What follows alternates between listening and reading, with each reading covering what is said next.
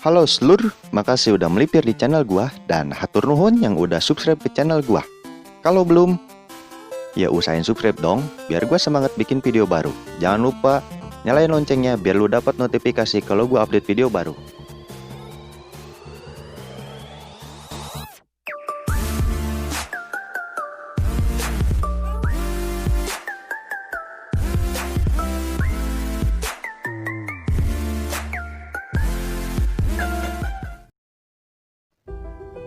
Assalamualaikum warahmatullahi wabarakatuh. Balik lagi sama gua Guntur di konten gua ceritain. Buat kalian yang punya cerita horor, cerita mistis, atau cerita menarik lainnya, bisa kirim ke Instagram gua, bisa juga ke Twitter, atau lu bisa email langsung ke gua. Linknya ada di deskripsi. Di cerita kali ini, gua bakal bawain cerita yang diangkat dari kisah nyata yang berjudul Lemah Kuburan, atau bahasa Indonesianya Tanah Kuburan. Cerita kali ini ditulis oleh akun Twitter @siska_nopio. Terima kasih untuk Mbak Nopti yang udah mau ngizinin ceritanya gue bikin konten. Oke, nggak usah banyak basa-basi, mulai aja ceritanya. Pak Ropik dan keluarga baru saja pindah dari kota ke sebuah desa yang berada di selatan kota Jember. Kebetulan, beliau adalah seorang dokter yang ditugas tempatkan di sana. Pak Ropik diberi fasilitas rumah dan kendaraan sepeda motor untuk mempermudah hidupnya di sana. Selama bertugas di sana selama 1 tahun. Beliau memang menjadi dokter pengganti sementara, ya karena perannya sebagai pengganti dokter Bayu selama setahun di sana. Akhirnya pihak desa memberikan rumah yang sudah tidak pernah ditinggali lagi oleh pemiliknya. Entah si pemilik kemana. Namun, rumah itu sudah diamanahi untuk ditempati oleh tamu desa jika berkunjung ke sana. Nak Ropik, ini kunci rumah jenengan. Nanti ada sepeda motor biar diantar Pak Tarpin ke sana, ucap Pak Lurah. Pak Ropik yang saat itu senang dengan sambutan warga di sana, menjadikan dirinya semakin semangat untuk mengemban tugas menjadi dokter puskesmas di sana. Ya, walaupun cuma setahun. Tiba di ujung jalan, Pak Ropik beserta istrinya melihat sebuah rumah yang jarak antar rumah warga lainnya agak jauh. Kurang lebih berjarak 50 meter. Hanya Mbah Jainul yang menjadi tetangga dekat mereka. Saat memasuki pagar rumah, hawa aneh terasa. Yah, kok perasaanku nggak enak ya? Rumah sih bagus, tapi saat aku buka pagar kayak gimana gitu, ucap Fitri, istri Pak Ropik. Pak Ropik saat itu hanya tersenyum melihat istrinya dan berkata, "Itu cuma perasaanmu saja, ayo masuk," ucapnya. Tidak terasa, ternyata Fitri merasa aneh saat itu. Dia seperti merasakan ada orang yang sedang memperhatikannya saat itu. Dia pandangi sekeliling tempat itu. Benar saja, di balik pohon ada seseorang yang sedang mengintip. Tak lain adalah Mbak Jainul. "Yah, itu siapa?" ujar Fitri. Pak Ropik yang saat itu spontan mencari kemudian mengarahkan wajahnya ke arah yang dituju Fitri. Kemudian Pak Ropik tersenyum. "Oh, itu tetangga kita, namanya Mbah Jainul. Udah jangan khawatir, orangnya baik kok. Sebelumnya aku sudah bertemu." Fitri yang saat itu sudah merasakan hal yang aneh dan sedikit cemas hanya mengikuti perkataan suaminya. Fitri merasakan ketika melihat rumah itu seperti melihat penduso. Penduso adalah suatu tempat untuk menaruh keranda mayat di kuburan. Rumah itu seperti angker saja baginya. "Besok kita mulai menata ruangan dan membersihkan rumah ini ya, karena kemarin kamar atas sudah aku rapikan dan bersihkan. Kita bisa tidur di sana," kata Pak Ropik. Fitri saat itu hanya mengikuti arahan suaminya dan sedikit sekali mengeluarkan kata-kata. Keesokan harinya, Pak Ropik berangkat ke puskesmas. Hanyalah Fitri sendiri di sana. Dia memulai aktivitas untuk membersihkan ruang bawah dan halaman. Namun, ketika dia membersihkan halaman, tiba-tiba Mbah Jainul menghampirinya. "Ndok, sedang bersih-bersih ya? Mampir ke rumah, kebetulan saya tinggal dengan cucuku. Dia sudah mau lulus SMK sebentar lagi," ucap Mbah Jainul. Fitri yang saat itu ragu-ragu akhirnya memberanikan diri untuk menghampirinya. "Enggeh mbak, kenalkan saya Fitri, istrinya Pak Ropik," ucapnya dengan tersenyum. Fitri memang bukan orang yang gampang dekat dengan orang baru. Sifatnya yang pendiam dan susah ditebak menjadikan dirinya agak dijauhi oleh orang-orang yang mengenalnya. Usai perbincangan itu, Fitri mendengar suara benda berjatuhan di dapurnya. Mbah Jainul yang saat itu terkejut hanya terdiam dan memperhatikan lurus ke arah jendela dapur. Fitri yang saat itu mendengar langsung berlari dan melihat apa yang terjadi. Dia melihat peralatan dapurnya sudah bergeletakan di tanah dan ada juga yang pecah. Memang sedikit aneh, apa yang terjadi sungguhlah di luar akal pikiran Fitri saat itu. Mbah Jainul mengikuti Fitri masuk ke dalam rumah dan mendapati dapur sudah porak-poranda.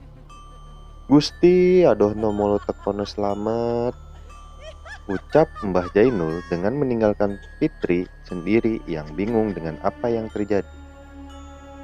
Waktu berlalu, Fitri melupakan apa yang terjadi saat itu. Ia memilih tidak menceritakan kepada Pak Ropik karena melihat kondisi suaminya yang sangat letih dan tidak memungkinkan untuk menceritakan kejadian di luar logika. Pak Ropik bukanlah tipe orang yang percaya pada hal gaib. Namun, setelah kejadian itu, hal serupa juga sering terjadi ketika waktu akan memasuki ba'da maghrib dan hampir subuh. Prak! Suara benda jatuh dari dapur. Fitri yang saat itu terkejut langsung bangun dari tempat tidurnya. Pak Ropik yang saat itu tidur pulas ia tinggalkan. Fitri dengan pelan-pelan turun ke bawah. Dia perhatikan tiap sudut rumah. Aneh, mengapa seperti bukan rumahnya saat itu? Seperti asing baginya saat turun ke bawah. Dia mencoba menghidupkan lampu, namun lampu dengan sendirinya tidak ada satupun yang bisa menyala. Untung saja ada senter yang memang digantung pada tembok tangga, ya untuk jaga-jaga saat lampu mati atau kondisi darurat. Ia ambil senter itu dan mulai menyoroti tiap sudut ruangan. Saat dia menginjak lantai ruangan bawah, dia merasa aneh karena kakinya sedikit basah. Dia tetap menyoroti setiap sudut ruangan dan bergegas ke arah dapur. Ia khawatir rumahnya dimasuki maling. Setelah tiba di dapur, dia mencoba menyalakan lampu lagi, tapi tetap saja tidak bisa menyala. Lampu senter tiba-tiba konslet. Tak disadari Fitri, ada sesuatu yang berdiri di belakangnya. Akhirnya, senternya pun menyala. Namun, ada sesuatu yang membuat mata Fitri terbelalak ketika senter menyorot ke sudut kanan dapur yang mana terlihat sosok pocong hanya separuh badan dan bagian badannya lagi tenggelam ke bawah tanah. Dia melihat dapur saat itu berubah menjadi tanah. Tangan Fitri sudah gemetaran dan keringat dingin keluar dari tubuhnya.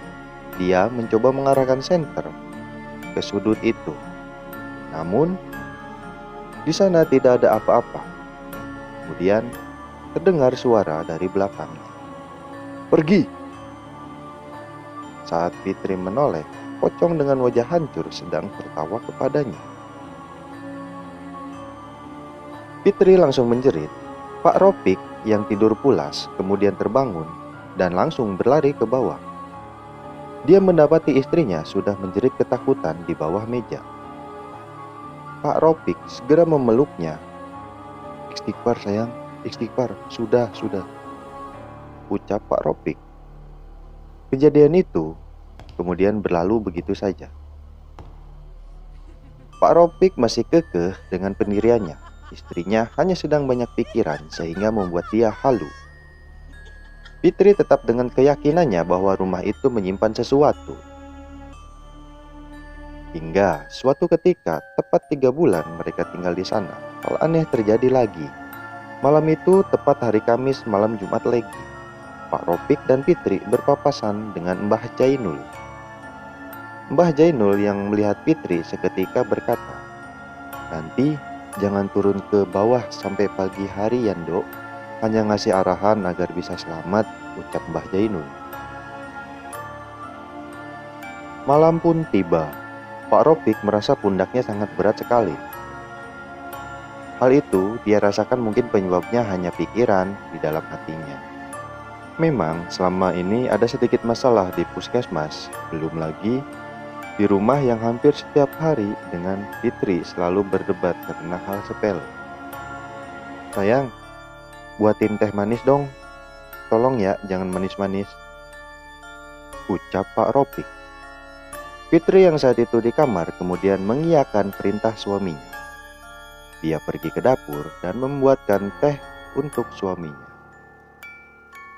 Sunyi dan sepi itu yang dia rasakan saat itu. Dia melihat jendela yang mengarah keluar. Fitri terpaku dengan sesuatu yang memperhatikannya dari kejauhan. Dia tidak bisa melihatnya dengan pasti karena memang saat itu kondisi di luar sangat gelap. Akhirnya dia mengambil senter. Dia sorot senter itu keluar rumah.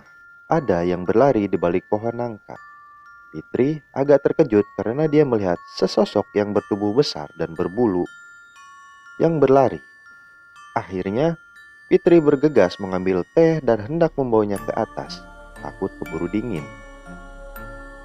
Tiba-tiba pintu dapur tertutup dengan sendirinya. Fitri terkejut bukan main. Kala pintu tak bisa dibuka dan lampu kemudian mati. Untung saja saat itu dia memegang senter. Tanpa dia sadari, teh yang dia bawa terjatuh dan pecahan beling mengenai kakinya. "Sayang, tolong buka pintu, aku kekunci nih," ucap Fitri sambil mendobrak pintu. Perasaannya sudah tidak enak lagi. Dia mulai menginjak sesuatu yang basah di kakinya. Di sudut dapur dia melihat sesuatu yang akan keluar dari tanah. Entah apa itu, dia mulai takut. Ternyata sebuah rambut keluar dari tanah itu. Fitri menjerit ketakutan lantaran dia melihat sosok yang keluar dari tanah itu berambut panjang dan wajahnya penuh dengan darah. "Cah Ayu, kesini, aku minta darahmu sedikit saja," lirih sosok itu dengan mendekati Fitri. Fitri hanya menjerit dan memukul-mukul pintu agar suaminya mendengarnya. Sosok itu menghampiri Fitri dan meraih kakinya. "Sudah lama aku tak makan darah. Kesini Cah Ayu, darah kentalmu adalah obat terbaik bagi hidupku," tegas sosok itu. Kemudian pintu terbuka dan Pak Ropik melihat Fitri akan ditarik sosok itu ke dalam tanah. Sontak, Pak Ropik langsung menarik Fitri dan mengumandangkan azan. Hal itu dia lakukan agar sosok itu segera hilang. Dan benar saja, kumandang azan dia ucapkan dan sosok itu kepanasan. Sosok itu kepanasan dan berubah bentuk menjadi siluman ular yang berlidah panjang. Kemudian, sosok itu masuk lagi ke dalam tanah. Suasana kemudian kembali normal kembali. Pak Ropik memeluk Fitri. "Maafkan aku ya sayang, selama ini aku tidak mempercayai kata-katamu," ucap Pak Ropik. Keesokan harinya, mereka bertemu dengan Mbah Jainul dan menanyakan sesuatu mengenai rumah yang ditinggalinya. Dulunya, di rumah itu tinggal satu keluarga yang garis hidupnya beruntung. Pak Saimun namanya. Dia punya istri Bu Khotimah dan 4 orang anak pintar, kata Nenek Jainul. Saking beruntung hidupnya, bahkan dia punya sawah dan perkebunan di mana-mana. Orangnya tidak pelit dan murah hati. Petaka itu dimulai ketika dia mempekerjakan seorang pembantu di rumahnya. Namanya Warsinah. Dia bekerja menjadi pembantu di sana. Aku juga mengenalnya. Dia awalnya orang yang baik. Entah mengapa, tiba-tiba dia menjadi seperti itu. Kabarnya, dia iri dengan keharmonisan rumah tangga Bu Khotimah dan anak-anaknya. Karena nasibnya tak seberuntung mereka. Warsinah memiliki suami yang suka mabuk-mabukan dan juga menghabiskan tabungan Warsinah. Anak yang semata wayang juga nurun bapaknya jadi anak nakal. Tidak heran jika Warsinah sering diperlakukan kasar oleh anak dan suaminya. Suatu hari, Pak Saimun niatnya cuma bercanda. Tidak ada niat serius untuk melukai hati Warsinah saat itu. Cuma guyon. Pak Samiun itu bilang, seandainya kalau tampang kamu cantik, nggak jelek kayak gini, kamu bakal menikah dengan aku. Ucapan itu yang membuat Warsinah sakit hati kepada Pak Samiun. Lalu Warsinah datang ke dukun terkenal di seberang desa. Dia meminta bantuan dukun itu untuk membalaskan dendam kepada Pak Samiun dan keluarganya. Akhirnya dia diberi sebuah buntelan atau bungkusan yang isinya lemah atau tanah. Dan ternyata tanah itu tanah kuburan. Jadi tanah itu dikubur di dapur sama Warsinah tanpa sepengetahuan Pak Samiun dan keluarganya. Tanah itu pembawa sial untuk tempat tinggal Pak Samiun. Dulu, Pak Samiun tiba-tiba usahanya bangkrut, tanahnya yang dimana-mana pun dijual. Tak jarang juga aku mendengar beliau berantem sama istrinya. Warsinah setelah melakukan hal itu kemudian berhenti dan memutuskan kerja jadi TKW. Pak Samiun dan keluarga akhirnya pindah ke kota, memulai bisnis baru di sana. Dan alhamdulillah sekarang mereka bisa mengembalikan lagi apa yang dulu hilang. Rumah itu dipasrahkan ke kelurahan sama Pak Samiun untuk dibuat rumah singgah untuk tamu yang berkunjung ke sini. Tapi tak jarang juga mereka melihat hal-hal aneh di sana.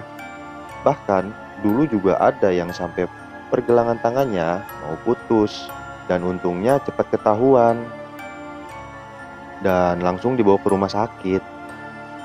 Jadi seperti itu ceritanya. Makanya dulu Nak Ropik aku suruh tidur di atas, jangan tidur di bawah, karena saya khawatir. Tanah kuburannya kan dipendam di bawah, buat jaga-jaga saja, biar kejadian buruk tidak terjadi. Sejak kejadian itu, Pak Ropik dan Fitri memutuskan pindah di dekat puskesmas. Mereka tidak bisa tinggal di rumah dinas karena rumah itu dijadikan unit tambah untuk program pemerintah desa selama setahun. Dan cerita pun selesai. Oke, segitu aja cerita gua kali ini. Buat kalian yang emang punya cerita horor, cerita mistis atau cerita apapun itu yang menarik, bisa lu kirimin ke Instagram gua, ke Twitter gua, atau lu email ke gua. Linknya gua taruh di deskripsi. Dan gua mau ngucapin terima kasih buat Kak Siska Nopiu yang udah berkenan ceritanya gua bawain di konten gua. Ya udah, segitu aja konten gua ceritain kali ini. Jangan lupa makan biar nggak lapar, dan jangan lupa napas biar nggak mati. Oke? See you.